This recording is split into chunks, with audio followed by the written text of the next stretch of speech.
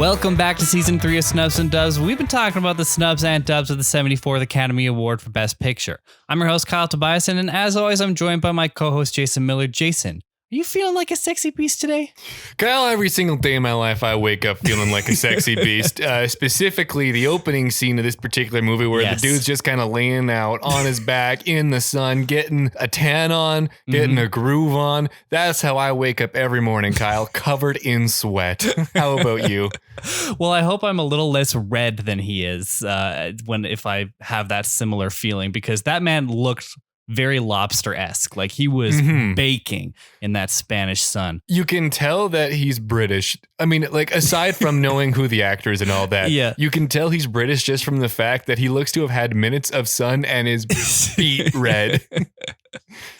Did you watch anything in the last week? I've watched a couple things. So it's still spooky season at the time of recording. At the time of release, I've moved on entirely and don't want to even think about October again. But there's been a couple movies that I've been watching with the girlfriend. Nice. First one it's one of my favorite horror movies, The Blair Witch Project. It's back on Netflix because we tried watching this last Halloween season only to find that The Blair Witch Project is not on Netflix, but some of the really bad. I don't dare call them movies. I don't even want to think of them as entertainment products. They are atrocious. But some of the sequels and spin-offs were on there, just tarnishing the good name of a child murdering witch. Didn't need that blemish. So we watched that, and I think it still holds up to my initial watch. I really enjoyed the uniqueness of it because it's a found film footage that actually feels like the recorded found footage. It's not just like a movie through bad camera angles. It actually feels like there's lapses between stuff that's not on screen. The conversations actually feel like teenagers in a woods. I think the main actress was absolutely shredded for her performance. I think she won a Razzie for it. But I think it's really fitting for the movie they're making that it is bad. Like, I don't know. It has a particular horror movie charm to me that I really enjoy. My girlfriend liked it. It was another successful Blair Witch Project viewing. Nice. We also watched a movie called The Ritual on Netflix. Okay. Haven't heard of this one. Yeah, that makes sense. It's a horror movie on Netflix. Okay. It's fine. It's some dudes go on a hike in Sweden. There's this deer god thing. It's like... Oh, I think I've seen the poster for this. I think you have. I haven't actually known anything about the movie. Yeah, it's fine. If you can do worse, probably just kind of cruising around for a movie. You can do better as well. Kyle, I believe in you. You don't have to watch The Ritual. You're not one of those people. Otherwise, the third thing that I watched that aren't the movie we're talking about was Smile. Yes. It was good. It was good. I think it was good, and I'm brave enough. I have the guts enough to say that Smile, it's good. Yeah, it's good. I will also add that I was there with you, in case people didn't know. What? Yeah, I was watching. Oh my God. Yeah, corner of the room, big smile on my face. Yeah. No, I think it was fine. Yeah, it was like pleasant. I mean, not pleasant. It was like, you are messed up. You are wrong. I enjoyed my time enough being in there. Like, that's basically what I'm trying to say. Like, it didn't ruin an evening, but it also didn't like make a lasting impact. I think it was just like, it was a good time at the theater. Yeah. I think that's totally fair. I would even give it a go watch if you're into horror movies. I'm not going to say you're going to love it, but I'll tell you could watch it. You have the ability to, and I wouldn't stop you. Yeah. It does kind of feel like a lot of modern horror movies that aren't like this sort of elevated horror. It just kind of has a lot of the similar tropes. But like, it works. It's functional. It's fun. Oh, you know what I really like about it? I never said ugh or cringed at anything that they tried to do. Yeah. And that just hit me now. Nothing frustrated me about it. And that's a slam hit. Well, we were talking on the way home about kind of the ending that was like, maybe they could have done that a little bit better. Oh, we workshopped better ending within 5 minutes of riffing on it. Yeah, because some, like the decision at the end, it wasn't like a cringe decision, but it was like you could have made a better decision because you know the information that you know at this point. Two characters in particular could have made better decisions at the end. Yeah. And like that kind of like, if you really look into it, you can maybe find some flaws in that area that could take you out of it. but it's just like a silly, goofy horror movie. I'm not going to analyze it too much. There's no point. I will say, okay, we're going to briefly enter the spoiler zone for like 15 seconds. Yeah. Leave or do something else if you haven't and you're going to watch Smile, but it's like November now. I don't know why you would. It's been out for a little while. Yeah. Okay, so the fiance gets written out of this thing like the actor died. He is in it till there's a breakup and then he's out of it. No resolution. Yeah. And I found that kind of funny. You would have thought that he got double booked or was murdered at some point, but no, his character just has no arc. It is interesting because like that, you don't watch The Boys, but that actor is one of the main heroes in The Boys. Oh, and interesting. So like I don't know. It's possible that he could have been busy. Oh, but he would have already been in The Boys. Shooting that show, they would have known his schedule, though. Yeah, true. But like, I guess, he just wasn't really in it, and he probably could have made the story more interesting by being more involved. He needed one more scene, just one more scene to remind us of who he was. Boom, show us what he's done as a person, how he's grown. I mean, he wouldn't really be growing; he'd be just going back to an ex, but whatever. Yeah. Show us how he grows back into a sniveling, wants his girl back guy. Yeah. Give us that. Come on. He really does just like get mad at her and disappear. Yeah. That's kind of it. So self-care king. Well, I watched a few things. I guess I was in a bit of a Kevin Williamson mood because Molly and I have continued on to watch Scream 2 and I Know What You Did Last Summer, which are both Kevin Williamson written films. Obviously, Wes Craven directed Scream 2. I don't know who did I Know What You Did Last Summer, but that was easily the weaker one. It is a very passable 90s horror movie. You can see elements of Scream in it. In like, you don't know who it is or who's doing it. And that is kind of like the crux of it. But overall, like it's kind of just fine. I think it needed more gore, more killing, because I was surprised at the amount of characters that made it out of the movie or like survived as long as they did in the movie. It wasn't really until like the very end that the body count started to go up, which I guess is typical in a horror movie, but I felt like it needed more during the movie to kind of keep it going. And the cast is just kind of like what you would expect from the 90s. Like Sarah Michelle Gellar, I think is her name, but Buffy the Vampire Slayer is in it. And she's also in Scream 2, which is kind of funny. So yeah, I don't know. It's passable. I wouldn't like be screaming at you to go watch it, but also if you threw it on, it's like super easy to just consume. So, but would you be Scream 2ing at someone to go watch it? Well, actually with Scream 2, because this is actually the second time I watched it, similar to how we watched Scream last week, in the span of a year.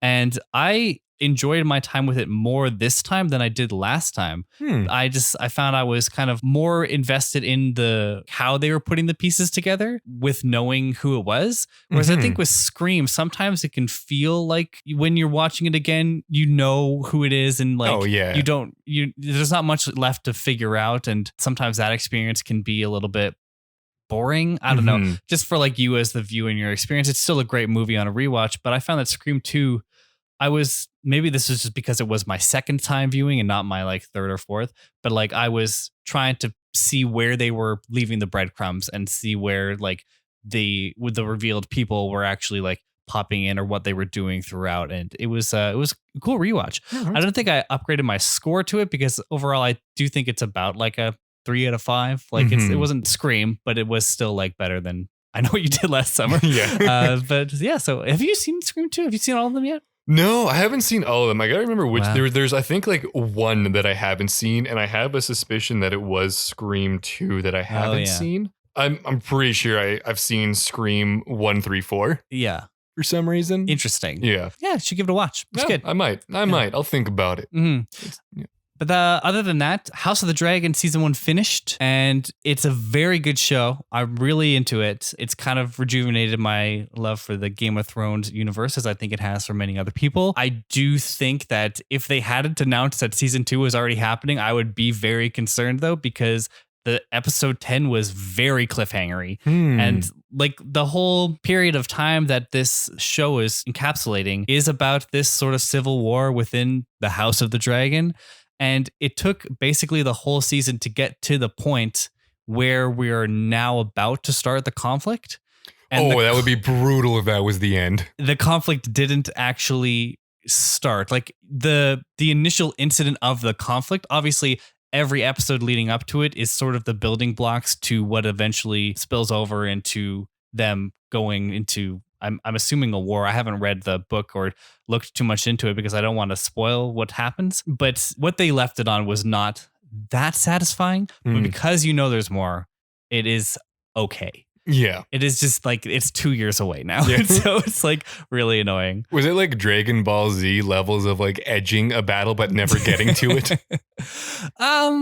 Kind of. I mean, like, yeah, like it was, well, especially because the whole season, and I'll talk about a little bit of spoilers, but like you're kind of waiting for the king to die because the whole issue is of his succession, because for the longest time he didn't have a male heir, and then his wife died, and so he was only left with Rhaenyra, which was his daughter. And so to kind of solidify her claim and like his succession, he named her heir and had people swear to her that they would honor the succession. But he has a new wife and then has more children, including a son. And so the mother of that child and her dad, who is the hand of the king, want the son of her to be the king and be the next named heir instead of Rhaenyra. And so there's some other conflict and within that. And obviously they had 10-hour-long episodes that were all really good, but slight spoilers at the end. The king finally dies at the end of episode 9, which is like, you're just building and building, and this man looked dead from like episode 5. Like he was worse for wear. And so once you finally get to that point, you're like, okay, now shit's gonna happen. But then you're already at the end of the season. Yeah. And so it's like nothing's happening. But yeah, it was good. I'm ready for more. Interesting. Well, leave it all up in the air. Well, other than that, season 3 of Snubs and Dubs has been covering the films from the year 2001. And so for episode 13, we are talking about Sexy Beast. Had you heard of this one before? No. Well, you would have, because we talked about it in Jonathan Glazer's last episode that we had on the podcast for Under the Skin. Here's the thing, Kyle. I'm sure we did. I'm also sure I didn't pay attention. Well, it's because the only way that this came up was because Jonathan Glazer was talked about in an interview. It was Jonathan Glazer brackets Sexy Beast. Oh, right. That was such a that's alpha male move. Yeah, exactly. And so when I realized that this movie, while it does say in a lot of places that it came out in 2000, was eligible in this year for awards, I was like, okay, well, that seems like a natural inclusion, especially after having Jonathan Glazer in last season. But you hadn't heard about it before. You hadn't watched it before. Neither had I. I didn't really know anything about it, which is kind of a good way to go into something like this. Yeah. I wouldn't want to know about it or I'd have the wrong expectations. Yeah, cool. Well, let's just get into it. If you were interested in Sexy Beast, I've included the links to the physical media related to it in the show notes. If you buy through that link, it'll help out our show. Or if you have any other Amazon shopping to do, follow the general link to help out our show in the process. A reminder, this is going to be a spoiler-filled conversation, so if you haven't seen Sexy Beast yet and you want to, go ahead and do so. I've also included time codes in the show notes so you can skip around to your heart's desire. But without further ado, let's get into it. Sexy Beast is a 2000, but 2001 eligible, it's fine, British psychological black comedy crime film. This is directed by Jonathan Glazer, noted Sexy Beast. This is written by Lewis Mellis and David Skinto. This is starring Ray Winstone as Gary Gal Dove, Ben Kingsley as Don Logan, Ian McShane as Teddy Bass, Amanda Redman as Dee Dee, Kevin Kendall as H. I said H. I don't know. It's British. It doesn't matter. Yeah. And Julianne White as Jackie. This has a runtime of 88 minutes and was released on January 12th, 2001 in the UK and June 15th, 2001 in countries that matter. Oh, no. So, Kyle, what did you think of Sexy Beast? I was really into it. However, I did find it felt long for an 88-minute movie. There was not quite enough going on to really captivate me for all 88 minutes. Yeah. This is a movie where I overall had a good time, but was checking my phone in an hour and a half long movie. Yes, I found that too. And I think it was because there was the expectation that Gal was going to take the job. Yeah. And that he was going to go do the job, even though he didn't want to. And so we were kind of waiting for that call to action. But you realize that is kind of the whole movie is like him denying this call to do this heist, which is like on a storytelling level, not that satisfying. No. Because you would think that the expectation when you're watching it, I had no expectations going in, but as I was watching, I was like, okay, eventually he's going to accept the heist and they're going to go do the heist. And that's going to be a big part of the movie. Maybe things will go wrong between Don and Gal then, but overall, like that's got to be the plot, right? But no. And like, I mean, in hindsight, Don is the most captivating part of this thing. They could have probably used more of him, had him bother Gal more, because it's really only on a couple of occasions. It's like 2 or 3 particular instances of him trying to insist that Gal does this job when like they probably could have done more with that and less without him, or made the time that they had together a bit more exciting. Yeah. Because there's a couple, like the first conversations are fine. They're kind of setting up a slow acceleration of what Don's trying to do to get Gal to join, but like it's kind of boring when you know that it's going to get worse. But like the characters do make it entertaining enough to watch, and it's really well acted, especially by Ben Kingsley as just this like crazy, intimidating psychopath who's just like goddamn lunatic. Yeah, it's crazy. And I was watching a video about it, and in the time period, I guess like this was coming off of Gandhi. Gandhi had come out a few years earlier, but Ben Kingsley was kind of struggling to escape that sort of like kind-hearted, nice guy. What's the word? Plot, like typecasting? Yeah. Oh, yeah. And so like this was a total departure, and obviously it was very successful for him, which I know the one thing. Yeah, the one. But should we get into the plot? Yeah, let's dive into a plot. Right. Well, I'm going to read straight to the plot. If you don't need the refresher or you don't want to know, you can skip right to the discussion by following the time codes in the show notes. But here's Sexy Beast. British ex-criminal Gary Gal Dove is happily retired in Spain with his beloved wife, Dee Dee, best friend H, and H's wife, Jackie. An old criminal associate, the feared sociopath Don Logan, arrives at Gal's villa, intent on enlisting Gal for a bank robbery in London planned by crime lord Teddy Bass. Teddy has learned about the bank vault from Harry, the bank's chairman, whom he met at an orgy. Gal politely declines, but Don continues to pressure Gal, growing increasingly aggressive and violent. After Gal suggests Don's real reason for visiting is his infatuation with Jackie, with whom he had a brief affair, Don grows furious and leaves for England. On the plane, Don refuses to extinguish his cigarette prior to takeoff, is aggressive to staff and other passengers, and is ejected. He returns to the villa screaming obscenities and attacks Gal with a bottle. Dee Dee aims Gal's shotgun at Don, and the group shoot and beat him to death. In London, Gal prepares for the heist. Teddy questions Gal about Don's whereabouts. Gal claims Don returned to London and called it from Heathrow Airport. The heist involves using diving gear to drill into the bank vault from a pool in a neighboring bathhouse. The pool water floods the vault and shorts its security system. As Teddy crew empties the vault's safety deposit box, Gal secretly pockets a pair of ruby earrings encrusted with diamonds. After the job, Teddy insists on driving Gal to the airport. He stops at Harry's home, where he kills Harry and demands again that Gal tell him where Don is. Gal responds that he is, quote, not into this anymore. In the car, Teddy suggests that he might visit Gal in Spain sometime, humiliates him by paying him only £10 for the job, and implies more serious threats. Gal returns to his friends and family in Spain, where Dee Dee wears the earrings and life has returned to normal. Gal still hears Don's voice in his head. He responds that Don is dead now and can shut up. But that's Sexy Beast. Oh, and we're back from Plotland. Wow. All right. So what are some of the parts that you did like about this movie?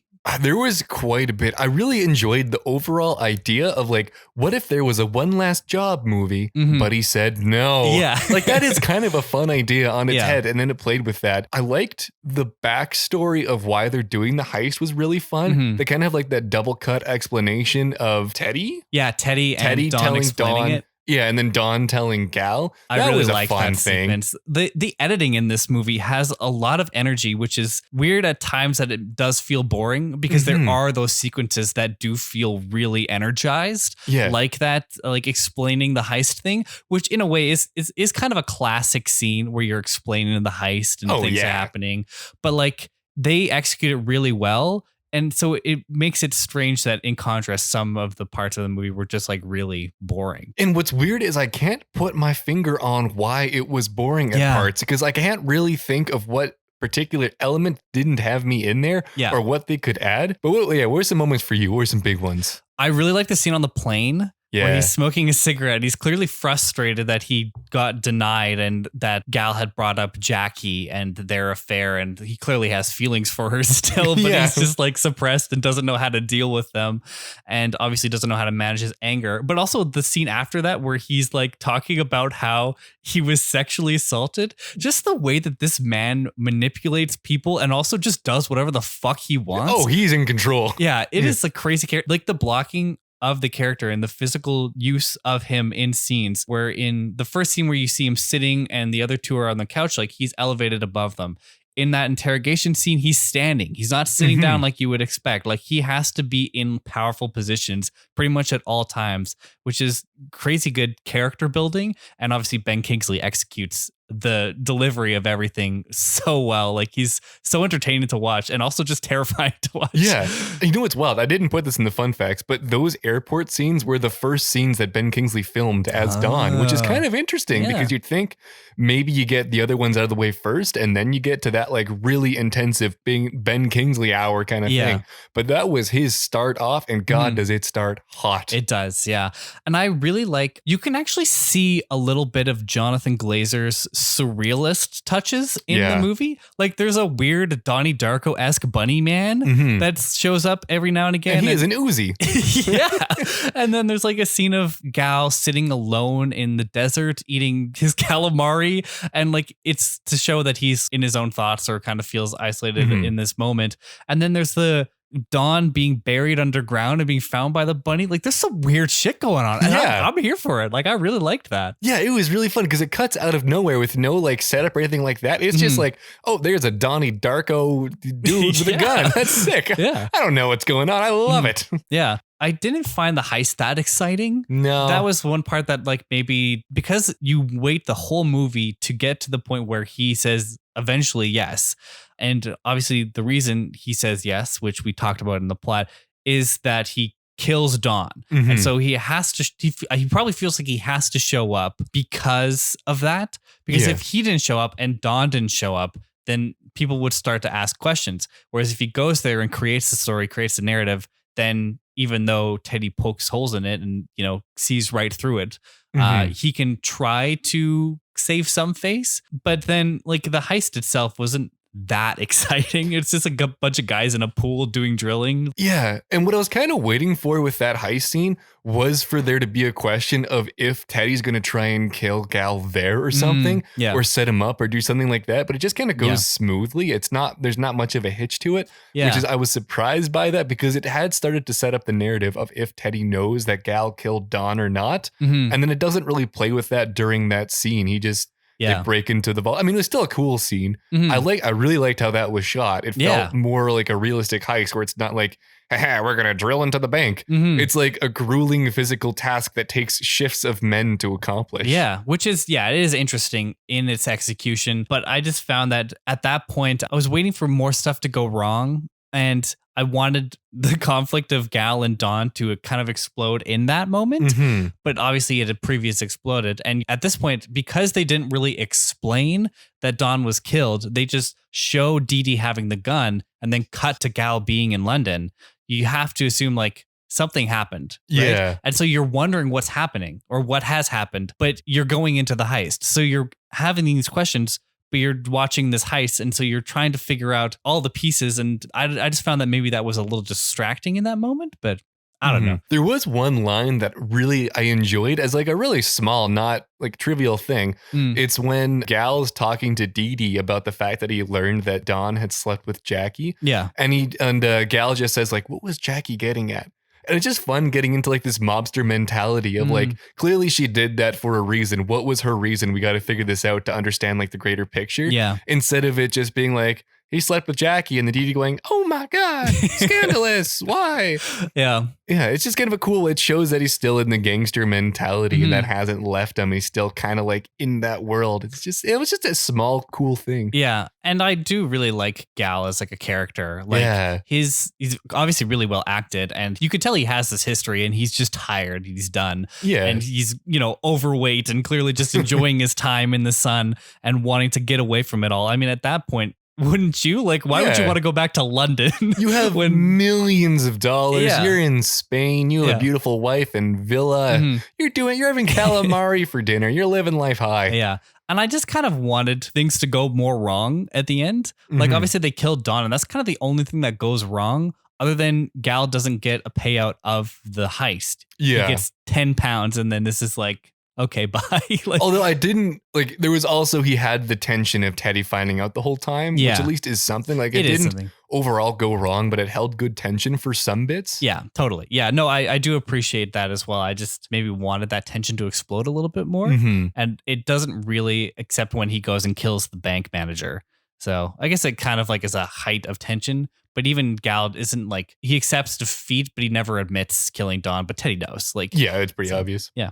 Yeah. Like, I didn't mind how they ended that. I just wish that they added a little more tension during the heist. Yeah. But I thought the ending was fine because it does make sense as well. It's like, I'm sure that the kind of guy that Don is, when Teddy hired him to do his work, Teddy probably assumed that eventually he's going to end up dead. Yeah. Like, no one lives forever in that role. So he's probably upset that it happened, but he wasn't blown away or completely taken off guard by that fact. Yeah. And I bet you if Gal had just told Teddy that he'd killed Don, or that like Don tried to attack him and his family and he acted out in self-defense, Teddy would probably be a little bit more understanding. He might be like not happy, but he would probably not be as harsh on Gal in his final decision to not put him into the cut than he had been. And he probably wouldn't have just been like persisting about it, because then it would just settled him. I think it's about the lie more than it is about the act itself. But would Teddy do that? Because otherwise, like, Teddy has no issues killing people once they're not useful anymore. And if Gal openly admits to killing Don, if I'm Teddy, I'm just gassing Gal the second the job's done, because no, he's not useful anymore either. Yeah, but I guess like at the end of the day too, like Teddy also seems like the type of person who would want to hold this over you, and he eventually finds out anyways. And so he's basically told him that he's going to come visit him. And I think because he has this sort of dirt on him, or sort of this like, you owe me for killing Don, it implies that maybe he'll get Gal back for another job and maybe not pay him again. Yeah. Well, but it's also like the don't give people more information than you have to, because there was a non-zero chance that Gal pulls it off. And I think that's worth running those odds just to see. Yeah. Well, if you want to get to the reviews and such. Oh, let's dive right into that. These reviews, they are not mixed. They are pretty unanimous. Rotten Tomatoes, the critics slamming this with an 86. They enjoyed it. And the audience is an 85. They were right there with them. Nice. Yeah. This has a 7.3 on IMDb and a 79 on Metacritic. Yeah, that's about where I would expect, actually. Yeah. I mean, this didn't necessarily steal an entire bank vault's worth of money, but it did make $10.2 million on a budget of $4.3 million. Not a bad return. Yeah, that's not bad. Yeah, and this absolutely barely snuck onto the top grossing films at 144 out of 145. Damn. Yeah. Nice. Oh, but it made it there. It creeped its way on in. Oh, but more important than the critics and audiences is us, as always. Kyle, what is your enjoyment of Sexy Beast? I wrote these right after watching it, so it was my fresh thought. I gave it a 4 on enjoyment, and I think that is honestly how I felt. You know, I do have my gripes with it sometimes feeling boring, but overall, like, I did actually have a good time with it, and it's short enough that like if it doesn't overstay its welcome. Yeah, I'm going to slap down a 3.5 for this. I felt that it was odd that I felt bored occasionally in such a short, good movie. So I wanted to knock something off for that. Fair. But so much of this movie is quite enjoyable. Yeah. What is your craft for this? I gave it a 4. I think it is a very strong directorial debut with a lot of interesting choices and a lot of unique camera work and editing. And I thought that it all came together really well on a craft side. I'm giving this a 5. I could not like find anything to fault it. It was fair. A very like it has a very strong directing personality. But it's so well maintained throughout the whole film. Yeah, there was a lot I really enjoyed about like how this was design that I couldn't find anywhere that I wanted to dock it. So I'm slapping down a 5. I think my point was lost just because of the inconsistencies in pacing, especially because some scenes seemed more energized than others. But that could be on the writing too. But I feel like sometimes editing can help work around that. So yeah. What are you giving this for execution? I also gave this a 4. I think it was competently written. Like, it is a very tightly written story. I do dock it a point because I think that the expectation is that he will accept the call to action, but I don't knock it for taking the different stance of, like you said, what if the guy asked for one last heist but said no? And obviously the acting is phenomenal. So I think 4 is good there. I'm also giving this a 4 for execution.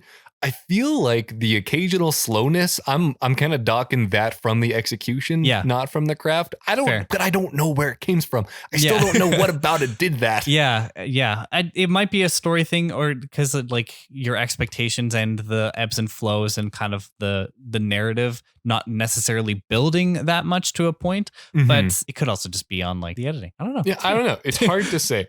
What's your rewatchability? I gave this a 3.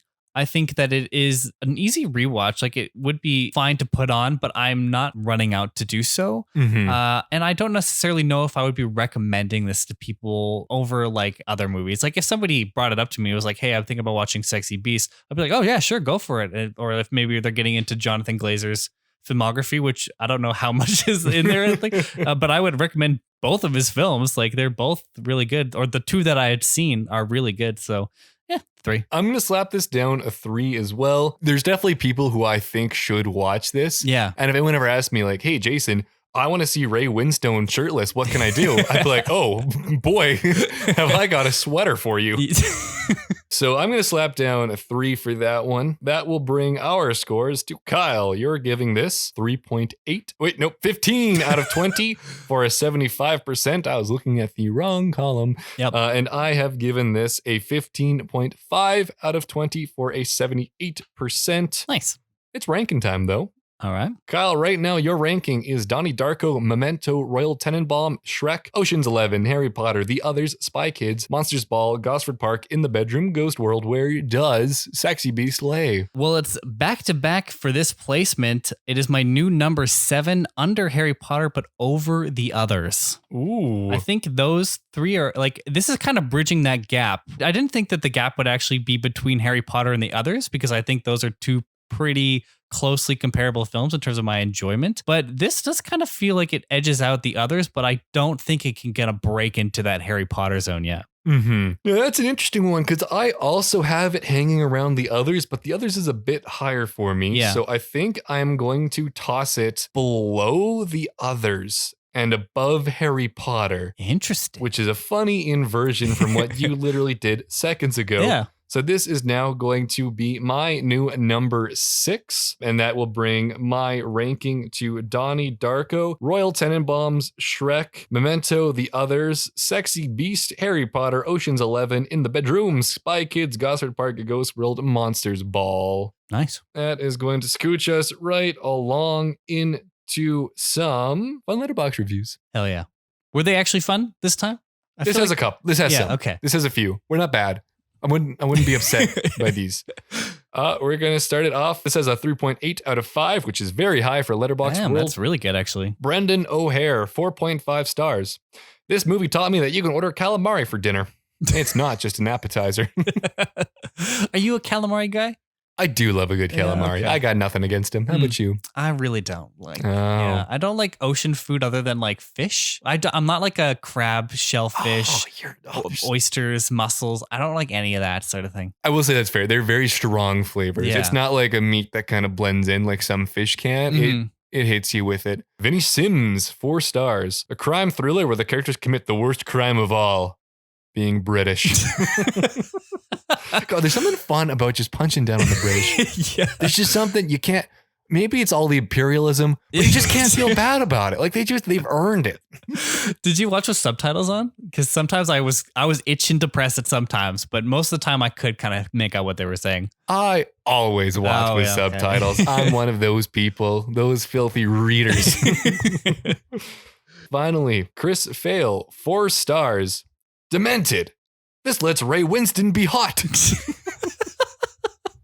I mean, he had a charm going to him. Yeah. Kind of had some flourish. I liked his vibe, yeah. Now for the awards details. Kyle, you already know what's going on. This has one nomination for an Academy Award. Kyle, what do you think / already know for sure what it is? It was Ben Kingsley, supporting actor. That's correct. Yeah. Kyle, did he win? No.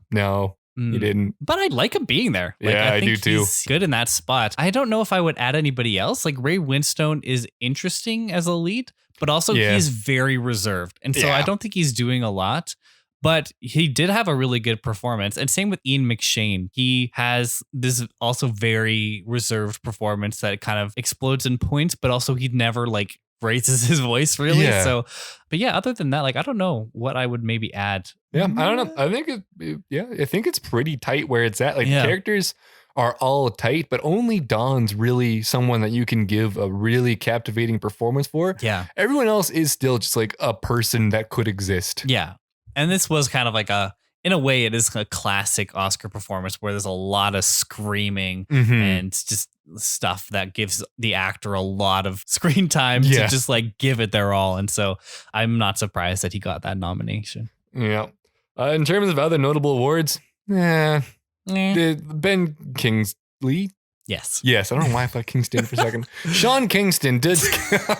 Ben Kingsley does get a lot of nominations, a bunch of smaller awards, but like the movie in general was kind of riding his shoulders in terms of accolades. So that's mostly it. For interesting facts, we have some. Ray Winstone traveled to Spain 2 weeks before filming to get as deep a tan as he could in the time possible and to eat as much as he could to bulk up considerably. He called it the best rehearsal time I've ever had in my life.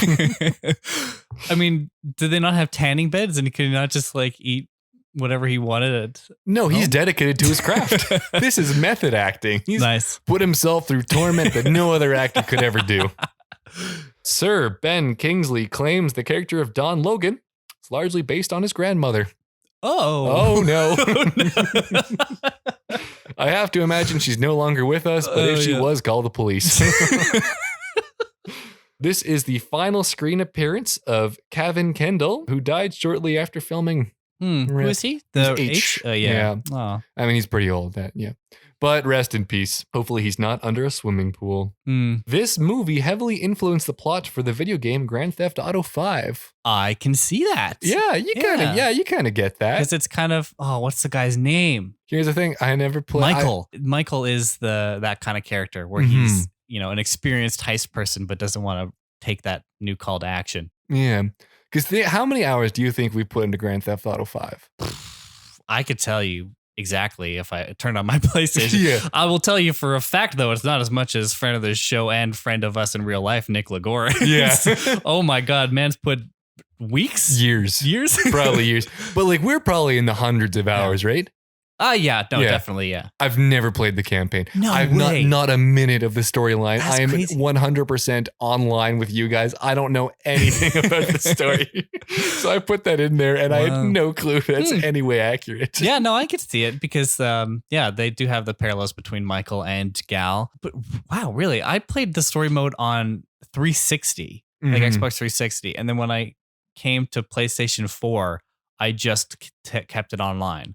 Haven't touched it. Weird. Not a single second. Haven't taken a step. It's just, wow. Okay. Good to know. Yeah. Producer Jeremy Thomas was quoted saying, "It was very difficult to get insurance on the film, actually. When the American studio bought the film, their legal department said, you cannot make this. There's something like 300 uses of the word cunt and 400 fucks. Yeah, but somehow it passed the censorship and got out there." Hell yeah. For an accurate count, there are actually only 21 uses of the word cunt, but there were 115 fucks. Nice.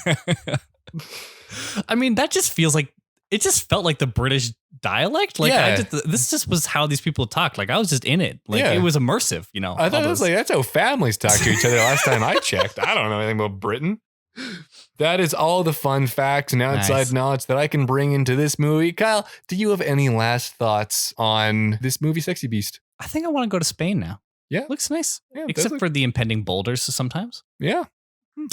I guess so. I mean, is that a real hazard that they have there? I don't know, just random acts of rolling boulder. Yeah. Wow. I thought that was, okay, this is going back into we didn't talk about the boulder, but like, I thought that was somebody actually trying to assassinate him, but it was just random. With a boulder? Yeah. That's a terrible way to do that. Just do it like the Fortnite thing where you just roll the boulder down. That's so unpredictable. Off by an inch and you're killing 20 other people. There's more houses below that one, I'm pretty sure. You'd make a terrible assassin. All right. Anything else? No, I don't really have anything. I guess this, other than the fact that this is a beautiful story of Gal gaining another pool boy.